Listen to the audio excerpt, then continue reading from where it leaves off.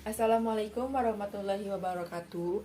Perkenalkan, kami dari kelompok 3 yang beranggotakan Sani Nurrohima, Aliza Rahmawati, serta Alfi Fadila.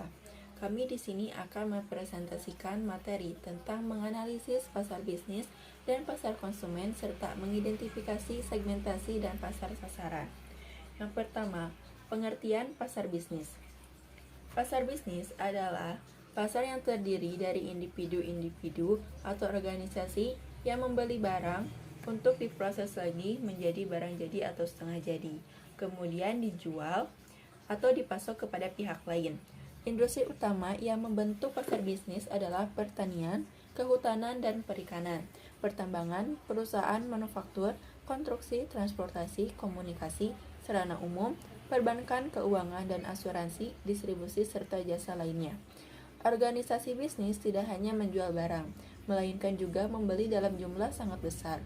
Pabrikan membeli bahan baku, komponen, mesin dan peralatan, supplier serta jasa-jasa bisnis.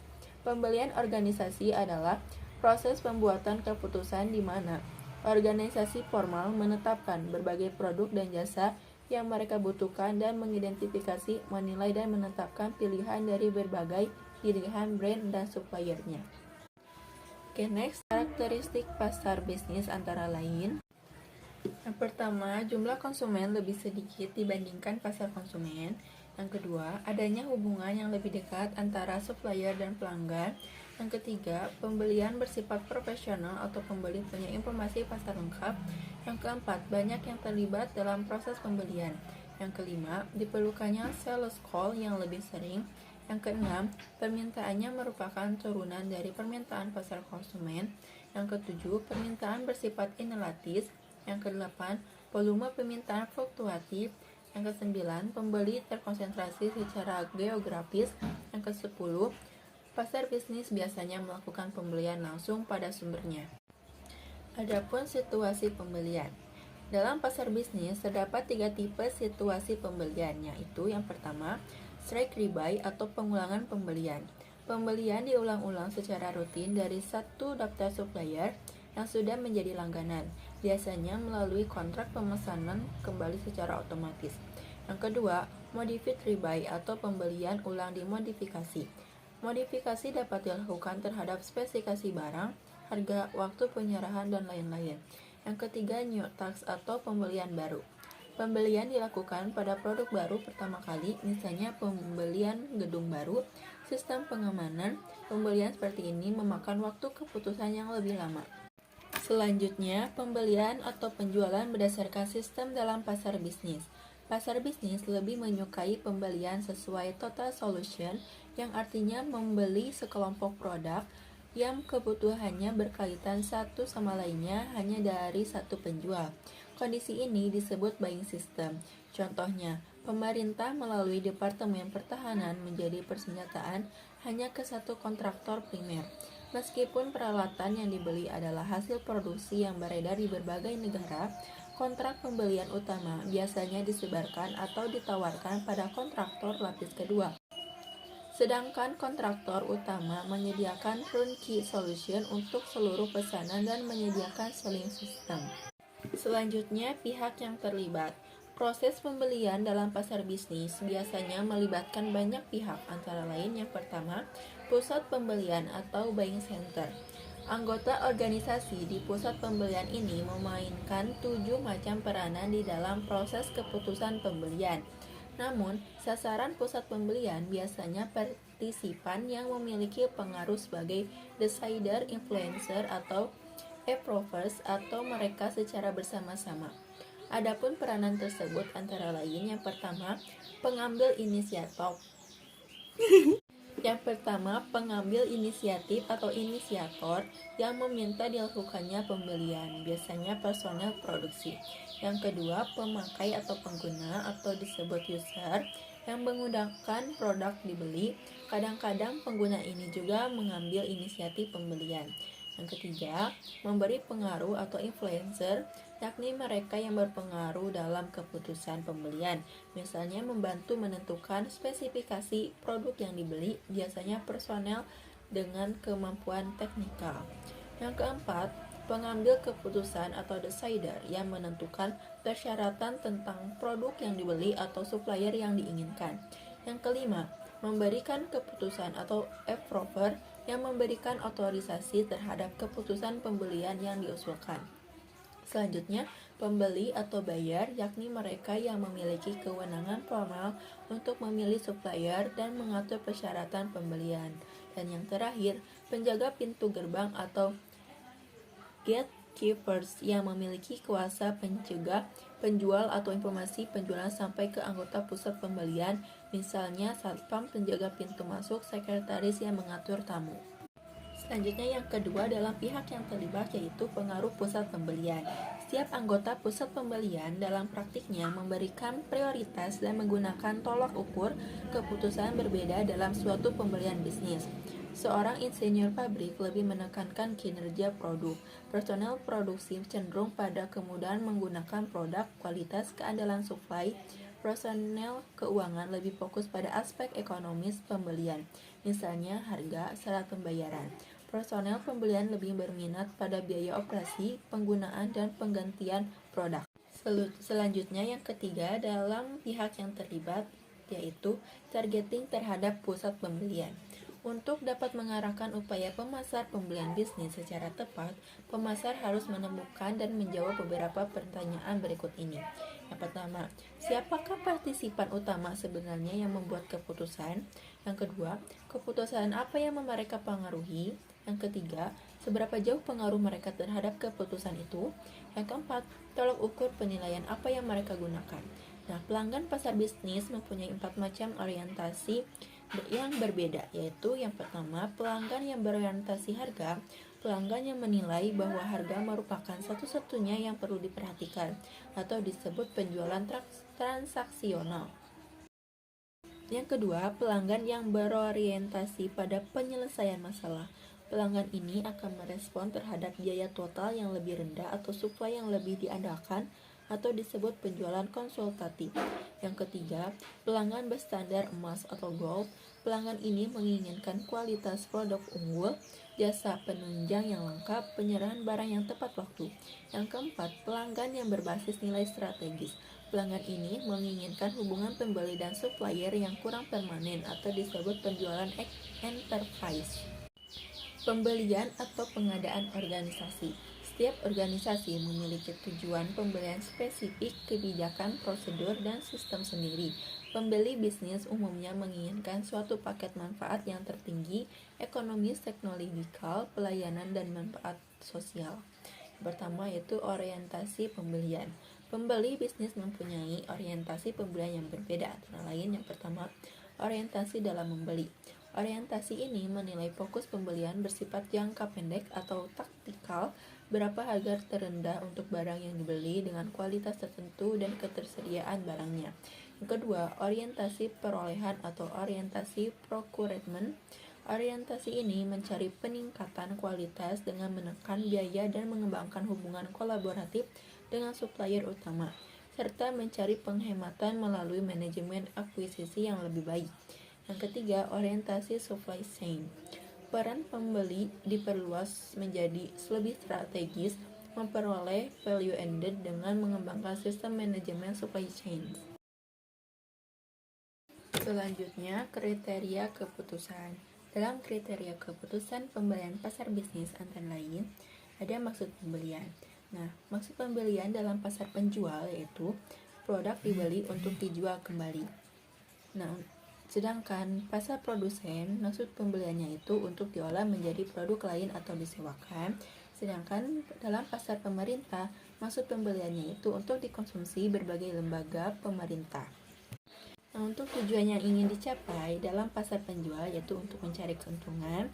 Nah, sedangkan pasar produsen ingin meningkatkan keuntungan, menekankan biaya. Selanjutnya, dalam pasar pemerintah tujuan yang ingin dicapainya yaitu meningkatkan manfaat berbentuk jasa publik. Terus ada rasionalitas. Dalam rasionalitas ini, dalam pasar penjual itu selalu rasional, sedangkan pasar produsen selalu rasional juga. Nah, sedangkan untuk pasar pemerintah, rasionalitasnya itu seharusnya juga bersifat rasional. Nah, terus dalam kriteria keputusan dalam pasar penjual, benefit cost dan ratio. Sedangkan pasar produsen, kriteria keputusannya itu adalah quality cost ratio. Nah, sedangkan pasar pemerintah, kriteria keputusannya itu adalah analisis manfaat dan biaya. Nah, pertimbangan lainnya yaitu dalam pasar penjual, pertimbangan lainnya adalah marketability, margin keuntungan, serta pembayaran.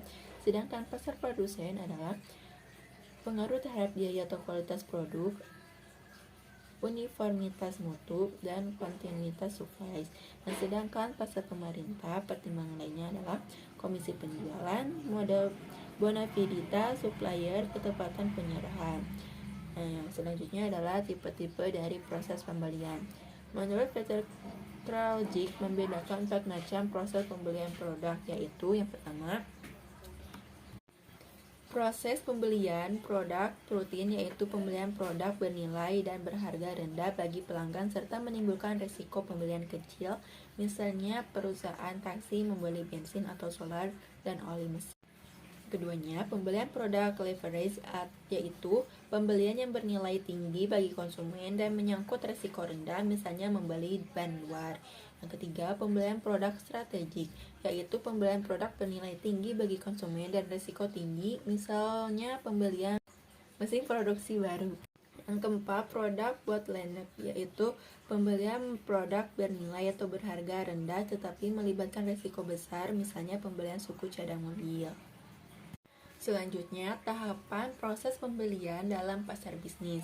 Proses pembelian adalah proses pengambilan keputusan oleh pembeli bisnis untuk menentukan produk dan layanan yang perlu dibeli oleh organisasi mereka, kemudian menemukan, mengevaluasi, dan memilih di antara pemasok yang tersedia. Berikut tahapan proses pembelian pasar bisnis diantaranya sebagai berikut. Yang pertama, pengenalan masalah. Tahap pertama adalah pengenalan masalah atau kebutuhan yang dapat dipenuhi setelah membeli barang atau jasa yang akan dibeli. Yang kedua, perumusan kebutuhan umum. Perumusan kebutuhan umum adalah tahap dalam proses pembelian bisnis di mana perusahaan menggambarkan karakteristik umum dan kuantitas produk yang diinginkan. Yang ketiga, spesifikasi produk. Spesifikasi produk adalah proses organisasi pembelian memutuskan dan melakukan spesifikasi atas karakteristik teknis produk terbaik untuk produk yang diperlukan. Yang keempat, pencarian pemasok. Pencarian pemasok adalah proses di mana pembeli berusaha menemukan vendor terbaik. Yang kelima, permintaan pengajuan proposal. Dalam proses di mana pembeli mengundang pemasok bermutu untuk mengajukan atau mengumpulkan proposal. Yang keenam, pemilihan pemasok. Dalam proses ini, di mana pembeli memilih pemasok yang terbaik dari yang sudah mengumpulkan proposal. Yang ketujuh, spesifikasi pesanan rutin. Dalam proses ini, pembelian bisnis di mana pembeli menulis pesanan akhir dengan pemasok terpilih, menyebutkan spesifikasi teknis, kuantitas yang diperlukan, waktu pengiriman yang diinginkan, kebijakan pengembalian dari jaminan. Yang terakhir, yang ke-8, penilaian kinerja. Dalam proses ini, pembelian bisnis di mana pembeli menilai kinerja pemasok dan memutuskan untuk melanjutkan, memodifikasi, atau meninggalkan suatu kesepakatan. Oke, selanjutnya adalah hubungan pelanggan dalam pasar bisnis. Pasar bisnis membutuhkan hubungan penjual dan pembeli yang lebih erat karena umumnya hubungan keduanya merupakan kontrak berjangka dengan waktu minimal 1 tahun, sehingga dibutuhkan pengelolaan hubungan yang efektif untuk mempertahankan pelanggan pasar bisnis. Manfaat melakukan koordinasi vertikal yang baik antara mitra, pembeli, dan penjual diarahkan untuk tercipta hubungan yang bersifat kolaboratif dan lebih bernilai. Manfaat yang diperoleh dari hubungan jangka panjang yang baik antara lain terjadinya peningkatan bisnis yang lebih signifikan di antara keduanya. Kedua, menghasilkan keuntungan yang lebih banyak bagi keduanya. Ketiga, mencegah terjadinya sabotase dari salah satu pihak. Yang keempat, mencegah salah satu pihak mengendalikan pihak lain. Yang kelima, keduanya akan memetik manfaat terjadinya economic of scale. Nah, klarifikasi hubungan pembeli dan supplier dapat berupa yang pertama, hanya jual beli semata-mata, tidak ada ikatan yang jelas. Yang kedua, transaksi kontraktual, hubungan bersifat jangka panjang. Yang ketiga, hubungan pelanggan dengan supplier tidak hanya berdasarkan kontrak formal, tapi mulai dikembangkan kepercayaan satu sama lainnya. Yang keempat, sistem kerjasama dalam aspek yang lebih luas menyangkut kepentingan masing-masing.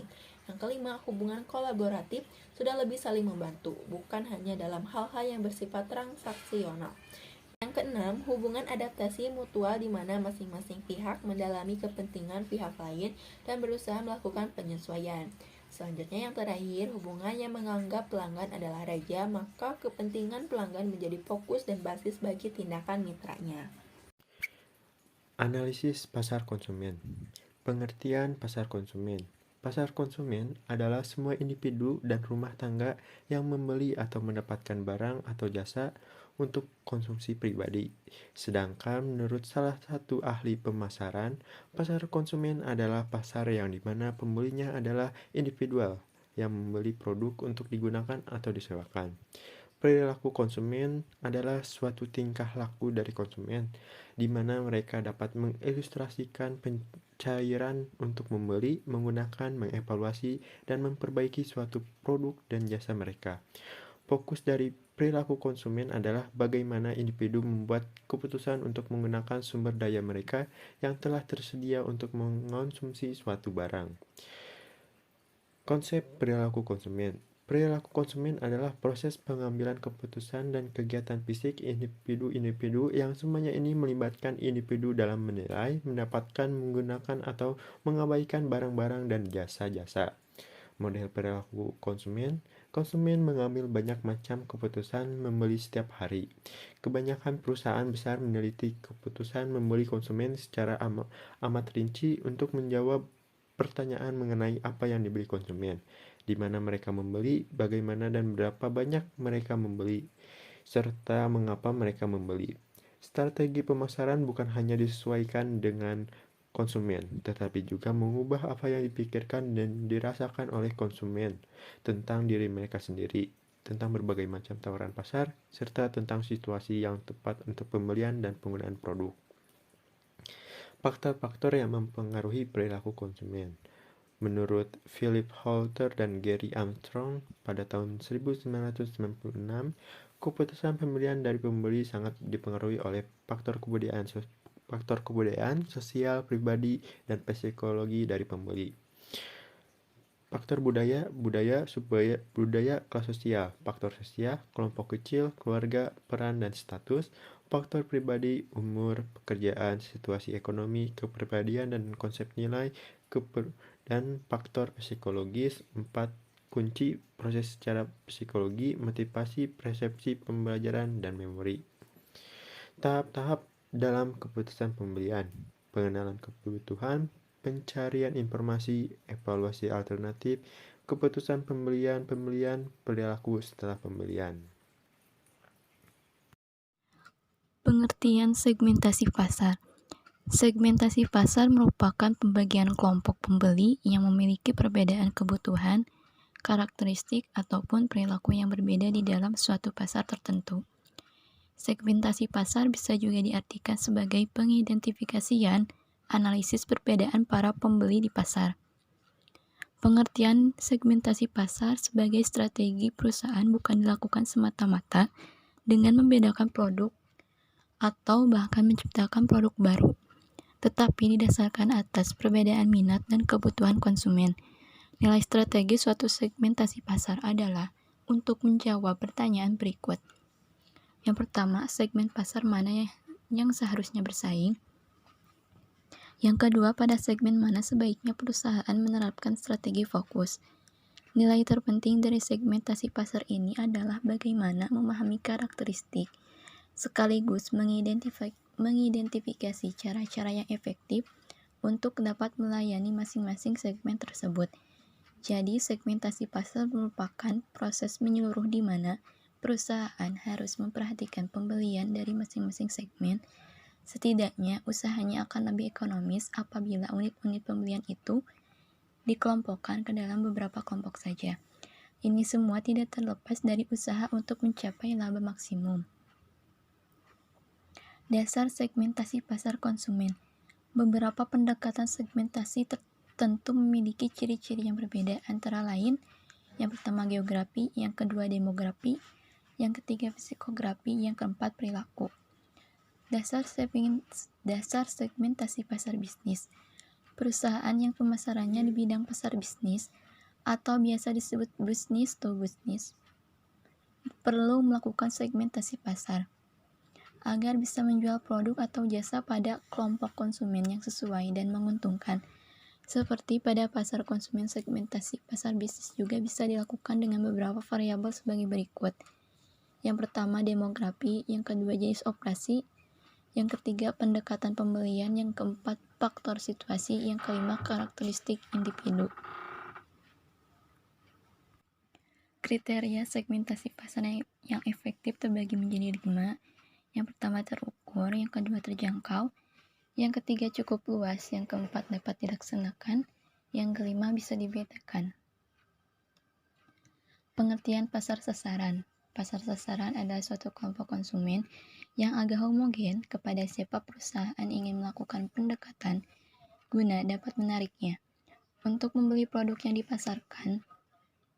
Target market adalah merupakan kegiatan yang berisi dan menilai serta memilih satu atau lebih segmen pasar yang akan dimasuki oleh suatu perusahaan. Perusahaan dalam menetapkan sasaran pasar terlebih dahulu melakukan segmentasi pasar. Perusahaan dapat mengembangkan posisi atau kedudukan produknya di setiap sasaran pasar, sekaligus dengan mengembangkan acuan pemasaran untuk setiap sasaran pasar tersebut. Proses yang dilakukan dalam hal ini adalah yang pertama, identifikasi basis untuk mensegmentasi pasar. Yang kedua, mengembangkan profil dari segmen pasar yang dihasilkan. Yang ketiga, mengembangkan ukuran atau kriteria dari daya tarik segmen pasar yang ada. Yang keempat, memilih pasar sasaran. Yang kelima, mengembangkan posisi produk untuk setiap segmen pasar sasaran. Yang keenam, mengembangkan acuan pemasaran marketing untuk setiap segmen pasar sasaran itu. Evaluasi dan seleksi segmen pasar. Dalam mengevaluasi setiap segmen pasar, perusahaan harus melihat dua faktor, yaitu tingkat kemenarikan segmen dan tujuan serta sumber daya yang dimiliki perusahaan. Setelah melakukan seleksi terhadap setiap segmen, maka perusahaan bisa memutuskan memilih target marketnya berdasarkan 5 pola di bawah ini. Yang pertama, perusahaan memutuskan membuat satu produk untuk satu segmen. Yang kedua, perusahaan memutuskan memasarkan satu produk pada berbagai macam segmen. Yang ketiga, perusahaan memutuskan memasarkan berbagai macam produk pada pasar terpilih. Yang keempat, perusahaan memutuskan membuat berbagai macam produk untuk segmen pasar tertentu. Yang kelima, perusahaan membuat banyak produk untuk semua segmen pasar. Setelah mengevaluasi segmen-segmen yang berbeda, perusahaan dapat mempertimbangkan 5 pola pemilihan pasar sasaran, yaitu yang pertama, konsentrasi segmen tunggal, yang kedua, spesialisasi selektif, yang ketiga, spesialisasi produk, yang keempat, spesialisasi pasar, yang kelima, cakupan seluruh pasar. Oke, studi kasus tentang perusahaan IBM.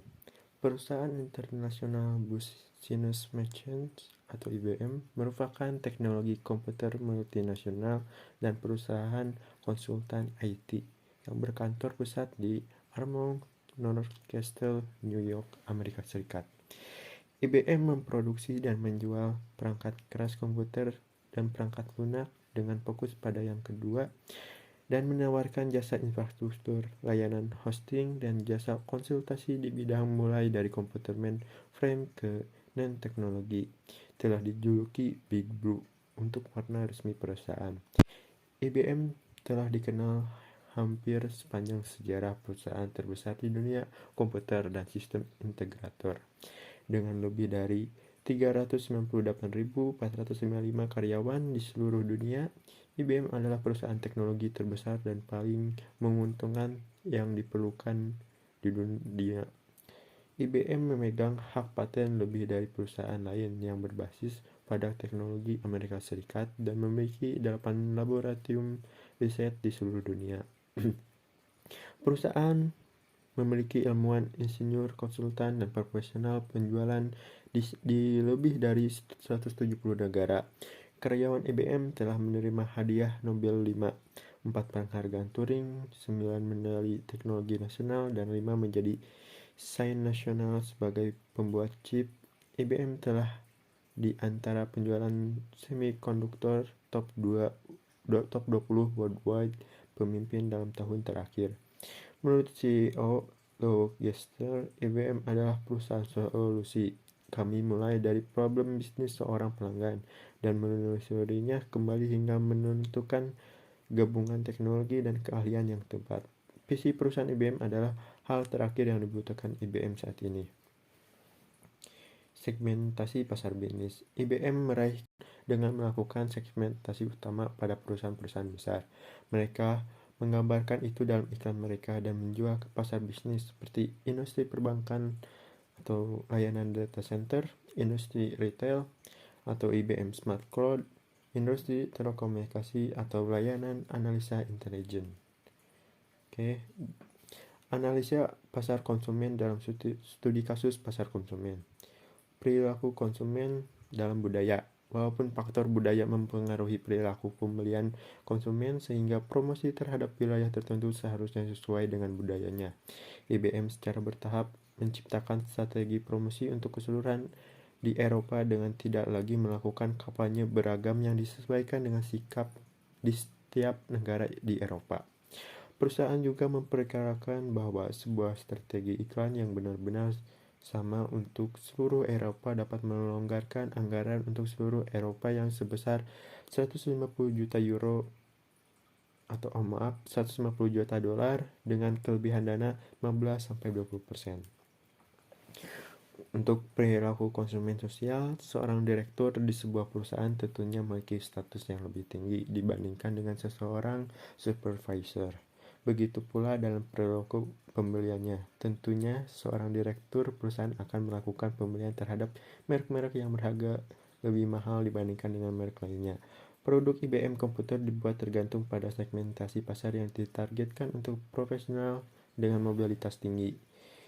Ini IBM membuat ThinkPad atau portable komputer dengan kapasitas tinggi dan dilengkapi fasilitas infrared dan Wi-Fi sehingga menjadi sangat praktis.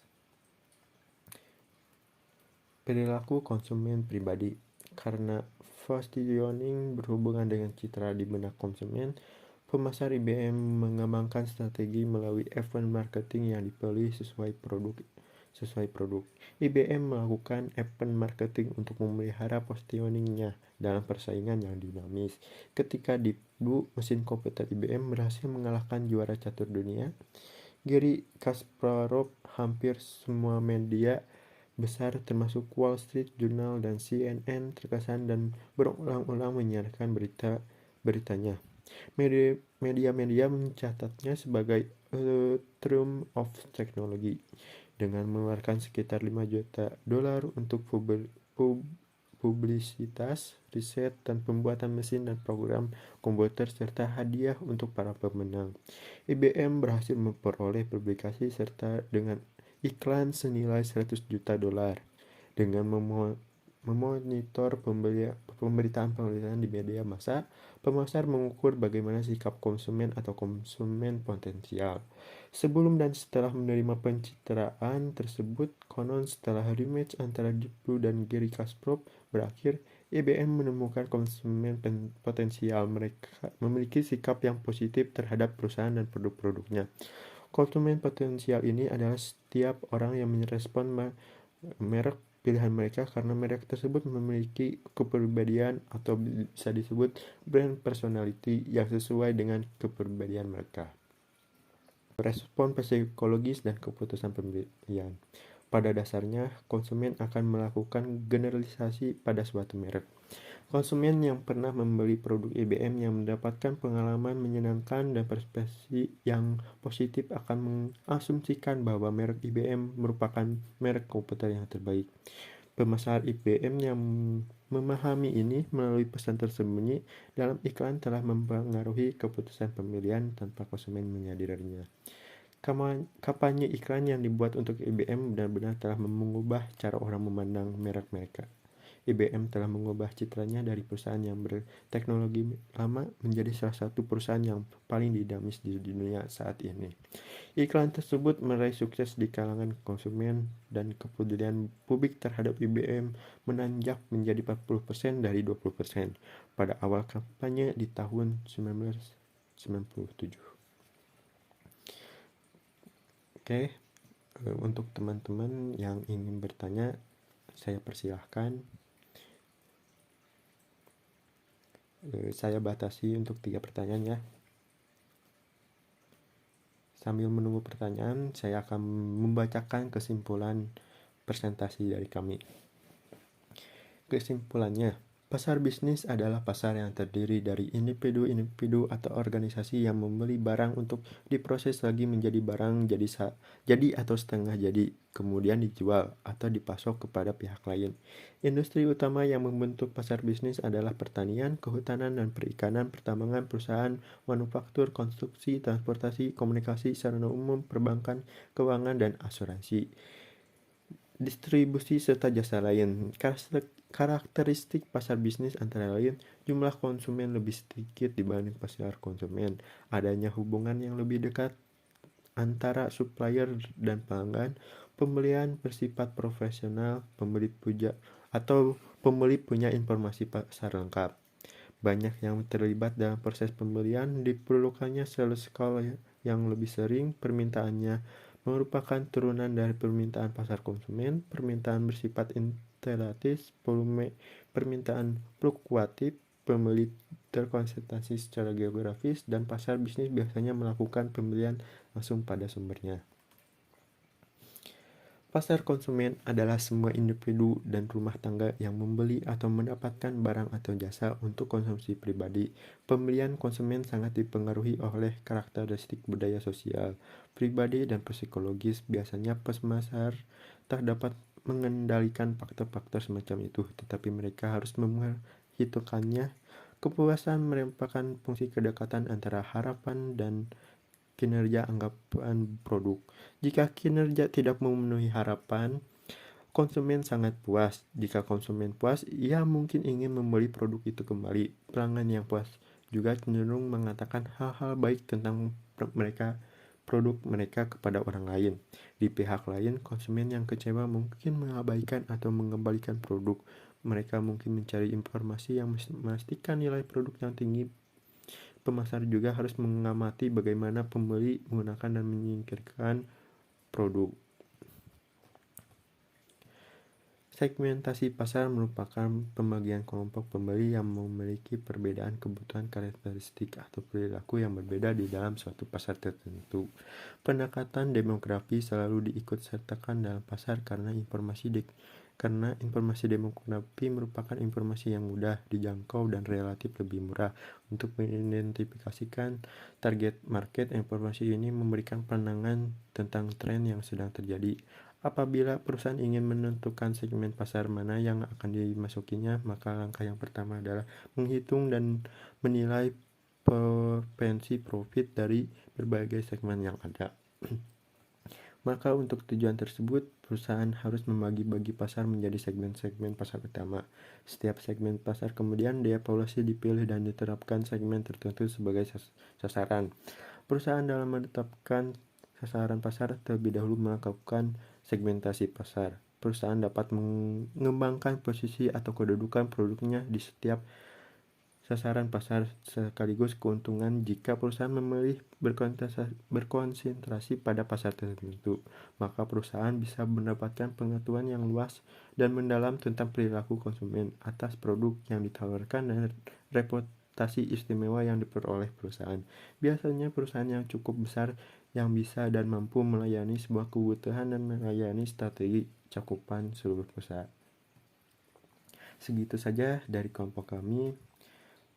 Mohon maaf bila ada kekurangan atau kesalahan yang disengaja ataupun enggak disengaja.